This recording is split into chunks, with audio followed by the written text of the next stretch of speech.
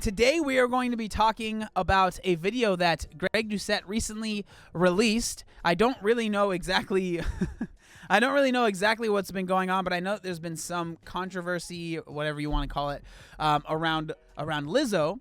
And so I'm assuming Greg Doucette is probably talking about that. But the title of this video is very interesting. So the title of the video is Lizzo Fat Acceptance Gone Way Too Far. And y'all know I love talking about fat acceptance and health at every size.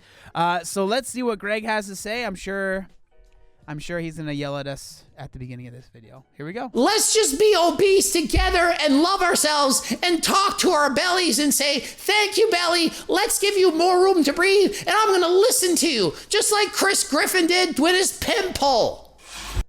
I have no idea what's going on. But okay.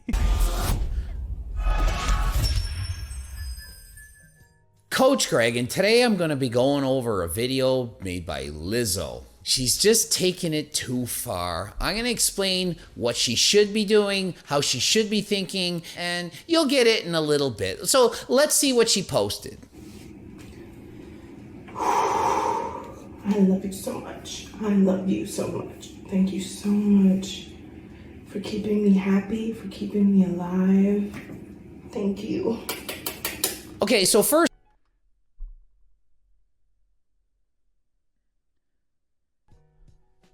okay, well,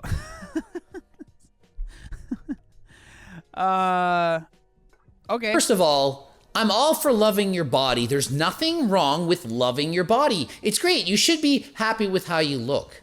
But there's something called going too far. All things in moderation. You shouldn't be loving it so much that you've gotten to this point. There becomes a point where you're going too far. Thank you. I'm going to continue to listen to you. Does that not remind you of Chris Griffin when he had that pimple talking to him and he was like, oh, Pimple, you're my friend. I'm going to listen to you, Pimple. Feed me! You can talk? That's right, and we're gonna raise some hell! All right, raise some hell! I remember this. Man, that was when Family Guy was good back in the day. Dude, okay, so, man, I kind of wish I knew what to expect going into this. I really think that this is like satire and almost if it's not, then I must be missing the mark, but like it feels like it's almost satire I don't think she's making fun of it, but like almost a satire on like fat acceptance and that, because it's like talking to your belly is just so strange because it's your body in general. And like saying thank you for keeping me alive while talking to your belly, it's just so strange to me. Like imagine if I just was like, bicep, thank you so much for being able to pick up things for me, and I appreciate you. And like it's just such a weird thing to like pick out a piece of your body and then start. I don't know, man. It just feels like the thing is like it's hard to feel like I am upset because it seems like it just doesn't feel real, you know? Like it's like getting mad at, I don't know, pro wrestling and being like, I can't believe they did this thing, when it's like it's fake though. Like that's all staged, you know? And it's the same thing with like the Nikocado. People ask me about Nikocado avocado all the time. And they're always like, what do you think about him? Can you believe he did this in a video? Or can you believe this happened? And I'm just like, dude, it's fake. Like none of it's real. So it feels like this is just a fake, like a funny video that she posted. So I don't know. Okay, let's just keep going. I'm sorry. This episode. Do you remember this episode? Chris Griffin was literally rubbing bacon grease. He said, oh, rub bacon grease. I want more friends. And rub bacon grease. And all of a sudden, there was more friggin' pimples on his face. So what is she doing? Oh, I love you, belly. I know. Let's eat more bacon grease and get you bigger. You deserve all the space in the world to breathe, expand and contract. Okay, I'm not sure if he's gonna read. I'm not sure if he's gonna read this, but I just want to read this on the side. So it says, I started talking to my belly this year, blowing her kisses and showering her with praises. I used to want to cut my stomach off. I hated it so much, but it's literally me. I am learning to radically love every part of myself, even if it means talking to myself every morning. This is your sign to love yourself today. I mean, it seems like she's being dead serious. I wonder if she actually does it like that. I don't know. Okay, I think I'm thinking too much of it. And give me life. I love you.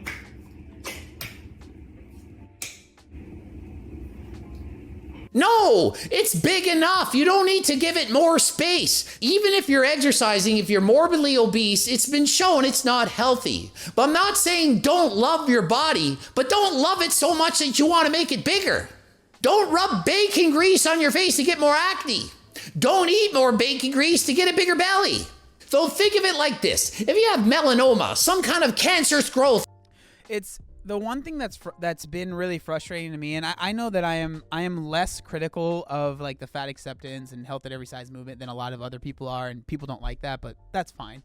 But the biggest thing that has been frustrating to me is that there are certain things that are allowed to be that are body positive and that are allowed to be in the movement, but then there's also things that are not allowed to be in the movement. So for her, talking to her belly and saying, "Oh, I love you so much and I appreciate you so much," that's allowed. But if you are trying to lose weight and get healthier, right, and like change your body in that way, that's not allowed. And it's just so weird. Like if you decide I'm going to eat more and like get bigger and not worry about it, that's allowed, which I'm not like, if that's what you want to do, I'm not here to judge anyone. I don't care.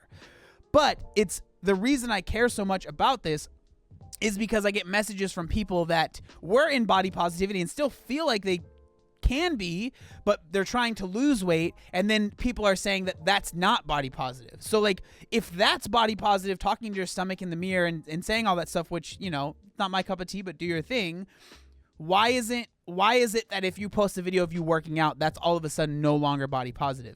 That's the biggest thing to me, is like it feels like there's just these arbitrary rules that don't make any sense really. On your body. Do you not go to the doctor and have it removed? Do you not do something about it? Or do you say, I love my mole that's giving me skin cancer and going to kill me in the future? Do you say, oh, I love it, I embrace it, give it more room, I'm going to go outside in the sun and make it worse? No. And trust me, I get it. I know genetics has a lot to do with this, okay? You pick the wrong parents and you have more fat cells, too much ghrelin, making you hungry. I know it's not technically your fault that you're that big, but you can do something about it. You can. I do like that Greg, Greg brought that up. I mean, the whole, like, you chose the wrong parents. Obviously, he's being funny there. But I do like that he brings up that it's not just, oh, you eat too much and you don't move enough, right? Like, there's a lot more. And I'm not saying that it's just genetics. Obviously, it's not. There's a lot that goes into you being overweight. There is. And, like, obviously, being in a caloric surplus is, like, the root of all of that. But there's a lot more than just calories in, calories out. Like, it's a lot more multifaceted than just that. So I do like that he brings that up, because it is more than just that one thing. Improve this. Just like if you're born with really pale skin, you don't go into the sun and sunburn unless you're Allie. She does that all the friggin' time. So if you have bad genetics and you're more likely to become obese, you eat low-calorie dense foods. You don't just eat the bacon grease. You say, now I'm going to hold off on the grease. I'm not going to have as much butter or sugar. I'm not going to have as many calories. You take into account that if you have genetics to become morbidly obese, you need to be more careful than last time. More careful than other people. Other people, they can eat whatever they want. Yeah, that's lucky. You are not them. So what you should do is go through the 5 phases of fat acceptance.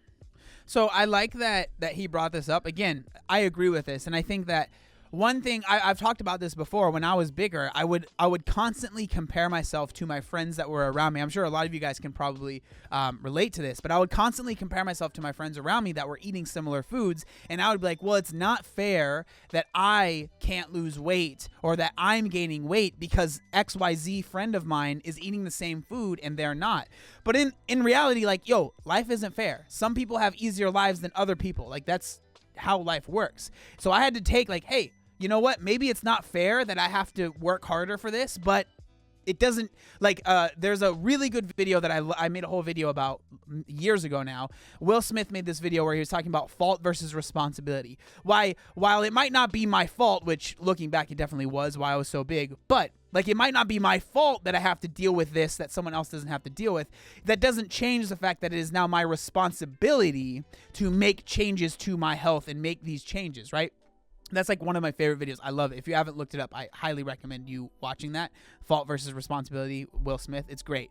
But like that's something that I internalized definitely when I decided to start losing weight. So let's go through these phases and see. Phase 1, denial. I'm obese, it doesn't matter. I exercise, it's not gonna happen to me. Yeah, I'm overweight, but I'm fit, I'm healthy. Healthy comes in all sizes, so it's not gonna happen to me. I'm only 100 pounds overweight, but I go for a walk every day with my dog. I've seen on the study before, and I'm healthy even though I'm overweight because I saw pictures of that on magazines, and it's okay to be fat. I watched Lizzie rub her belly and she's happy, so it's probably not going to do any harmful things to my body. No, nothing at all. Phase 2, anger. Going through the 5 stages of fat acceptance. Okay, I like it. So denial was the first one. Now we're going to anger. I'm angry. Why do I look like this? Why did I choose the wrong parents? Why do the people keep telling me I should lose weight? I don't like it. Why is Coach Greg screaming at me, making fun of me because I'm rubbing my belly and saying I love my belly? Why is he comparing me to Chris Griffin? That's phase 2. Phase 3 is depression. I don't want to be fat. I don't want anyone to make fun of me. I don't want to lose. I don't want my life to be shorter. I don't want to get sick from this. This is so funny. Okay, but I thought something just came to my head that I want to make clear because I know that this comment is going to come in the YouTube video. The video that she put up, regardless of the size of the person, would have been weird, okay? If I did that with my loose skin and made a video filming myself saying, oh, I love you so much, dude, call me out because that's weird. If someone else did that had loose skin, I would comment, this is kind of weird, dude. Okay? If you're someone that has abs and did it, I'd be like, this is very weird. I just want to make it clear, okay? The video is weird because it's weird. It's not weird because she has belly fat. It's weird because that's weird. Okay, I just wanted to make that very clear. I don't want to. This sucks. I'm sad. I'm depressed. I don't want people to make fun of me. I don't want people to make fun of how I look at my clothes. Phase 4, bargaining. I know. I won't eat any more sugar. I'm going to go on keto diet, or I won't eat after dark, or I won't eat after midnight, and I know I'll intermittent fast. That'll fix all my problems. Please, I'll walk the dog 3 times a week. Just make me skinny. And that brings us to the final phase of acceptance, but acceptance can be in 2 different ways. Lizzie, I mean, this is my... Greg, is he doing this on... Are you calling her Lizzie on purpose, or do you... Oh my gosh. Opinion, I'm not a freaking doctor, but it's just my opinion. I think Lizzie chose the wrong type of acceptance. So here's the 2 types of acceptance. I am now ready to do something about my obesity problem. I am now ready to do something about being morbidly obese. I am now ready to accept that I need to lose some weight. I need to eat low-calorie dense foods, change my diet, increase my cardio. I need to do something about it. I accept it. I accept that this is not healthy, and I need to do something about it. That is not what Lizzie did. This is the other type of acceptance. I accept that I'm going to live with this for the rest of my life, despite all the negative health consequences, despite the fact that I could change it if I wanted. Nope, I accept me. I love me. I'm me. Accept me. And I know I'm going to... Oh my God. I'm convinced that what we're hearing right now is probably what most people hear when they first watch a Greg Doucette video. The way his voice sounds every time I watch a video from Greg Doucette, there are people in the comments of the stream that are like, is that his real voice? What is going on? And I'm just imagining that this is what they actually hear. Oh man. Okay, I'm sorry. Let's go. Self-justify everything I do by getting thousands or millions of other people to also love and accept their morbidly obese bodies, not worry about their health. Let's just be fat together. And here's a comparison of what you can do. And I'm not meaning to call her a dog. I'm not kind of say you're a dog. She's not a dog. She's a human being. But there's a story of a dog. And the dog is morbidly... Hey, it's Bertha. What's up, Bertha? Aw. We love Bertha. obese. And let's watch the story on the dog and how the dog is now a happy dog. So this dog is morbidly obese, can't scratch your ears. What kind of life is that? The dog can't do what the dog should be able to do. To be happy, run free, enjoy life. Kind of like when a human is way too heavy, they can't do exercise effectively, they can't be active and enjoy life the way they could if they lost weight. It is a really interesting comparison. So I don't know how many of you guys saw, but like I did a whole video about this video, and I promise, okay, I did that video before this video ever came out. All right.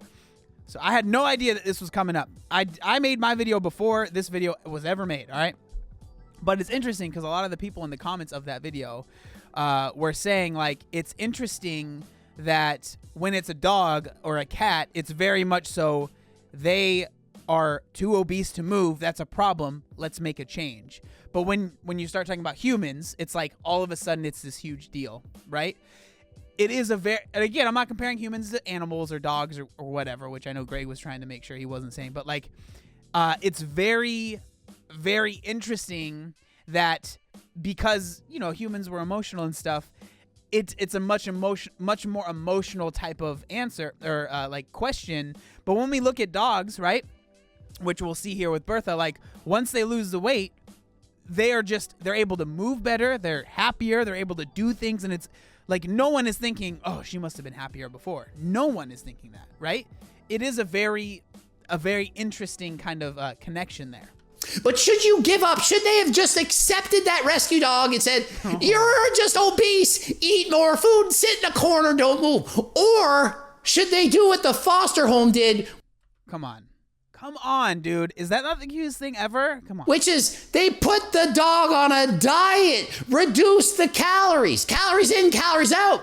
It applies not only in humans, but in all living things. You need to be in a calorie deficit to lose weight. And not only that, they got the dog to do cardio. Very easy at first, easy cardio, progressive overload. Go a little bit further each time. So if you can't walk, well, maybe you can swim slowly. You can do something. You can move a little bit. Start easy and go harder than last time over time. That's what they did with the dog. And guess what? Dog lost half its weight. Dog scratching ears, running and enjoying life the way you should if you're overweight. So rather than accept this, don't accept it. Go on a diet, do something about it. Realize you need help, get the help you need, and lose the freaking weight. And the other thing that, like, the other thing that is, to me, puts a bad taste in my mouth is that a lot of times these like fat positive influencers or really popular, like, you know, singer dancers like Lizzo is, they have a lot of resources that the average person that might be their size or might be bigger that is finding them to be inspiring that they don't have.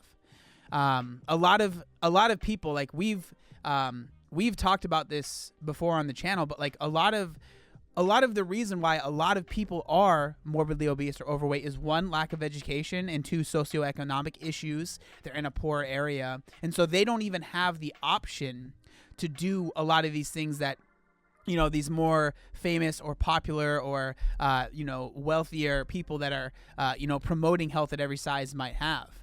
Whether that's blood test results, whether that's getting like so many things, like eating certain types of foods. And so it's like these people that are like, oh, you can be happy just like me. They're saying this to people that are are in dire straits, that are in a really bad place and in many different aspects of their life.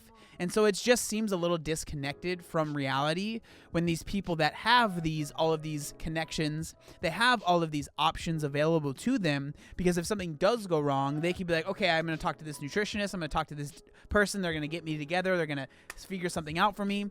When in reality, a lot of the people that are following them, if something goes wrong, health-wise, that's it. They don't have any option. There's nothing that they can do about it. Right? Other than just themselves figuring things out for themselves, which can certainly help and work, which is what I did.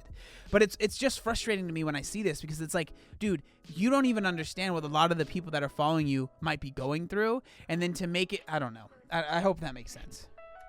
Or you can pick option 2. You can accept the fact that most likely you're shortening your life and decreasing the quality of your life. I like option 1. I'm going to do something about it. If you have skin cancer, you can accept I got a mole, probably going to give me cancer and kill me. Or you can go to the dermatologist and have it removed. It's your choice. You have the choice. You can do something about it. If you are an alcoholic, a drug addict, or have some form of addiction, you can just accept it and find other people that have the same addiction and love yourselves and say, I love that I'm an alcoholic. It's so great. It's amazing. Let's just keep doing it. I love it. Let's drink more than last time. Or you can go and do something about it and say, I accept that I have a problem and I'm going to do something about it. I'm going to drink less. I'm going to do less drugs. I'm going to drink less. I'm going to go to rehab. I'm going to try to fix this problem that's endangering my health. So rather than just accept being hundreds of pounds overweight, maybe you should do something about it. But that's just my opinion. What do I know? I'm just freaking Coach Greg. I'm just a bully. I just scream and shout and make fun of people. I don't actually care now, do I? I'll let you decide. Edit it here. GregDoucette.com for coaching. Greg. So, I mean, all in all, it's a very interesting, I mean, the actual Lizzo video is a little weird, but whatever, do your thing. But it's an interesting kind of correlation between, like the Bertha, and then when we're talking about, humans and stuff, like I think that a big part of it is just, we're emotional people, and like I understand that, and so that's why I try not to be, too over the top and like try and yell at people and scream, because I understand that, like, while a lot of people like the delivery that Greg Doucette has, I know a lot of people also don't. And so, I don't know, I kind of try and like be the opposite of an anger translator. I try and like chill translate things and like understand that like this information is good and I agree with it. And I think that, I don't know, it's just frustrating because I know that there are people out there that if they watch this video, they're going to think that I'm like a terrible person. And it's really frustrating because that's definitely not, like when I make these videos, when I talk about these subjects, like that's not at all what I am trying to, I'm not trying to bully anyone. I'm just trying to share, hey, I've been called a terrible person because I've lost weight. You know what I mean? And like, I don't know, it's frustrating. But this was a good video.